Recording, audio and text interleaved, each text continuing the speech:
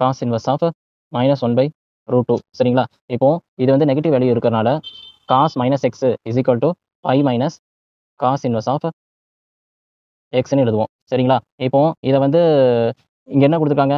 Cos 1 -1/√2 அப்படின்னு கொடுத்துருக்காங்களா? So அதுபடி எழுதணும்னா pi minus cos inverse of 1/√2 அப்படின்னு எழுதிடுவோம். இப்போ pi minus cos inverse of இப்போ எப்போ வந்து உங்களுக்கு காசு வந்து 1/√2 எடுக்கும்?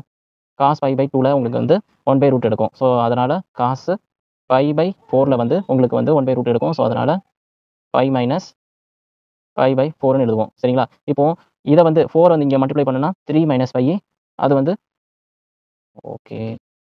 இப்போ 4 வந்து இங்கே கிராஸ் மல்டிப்ளை பண்ணால் 4π minus pi divided by 4 is equal to 3π/4ன்னு கிடைக்கும். ஸோ இந்த 3π/4 வந்து அந்த கோடொமைனில் 0 to πக்குள்ளே லை ஆகுதான்னு பார்க்கணும். ஸோ லை ஆகுதான்னு பார்க்கலாமா? 3 × 180 டிகிரி டிவைடட் பை 4 இதை 2 சார் போடுவோம் 90 டிகிரி 1 சார்னா 45 45 × 3 15 1 12 13 135 டிகிரி 135 டிகிரிக்குள்ளே அந்த 180 டிகிரிக்குள்ளே இருந்துடும். So it's belongs to 0 to π ஓகேங்களா? ஸோ இந்த ரேஞ்சுக்குள்ளே வரதுனால இது கரெக்ட். நெக்ஸ்ட் கொஸ்டின் போகலாமா? இப்போ உங்களோட 11வது கொஸ்டினில் என்ன கேட்டிருக்காங்கன்னா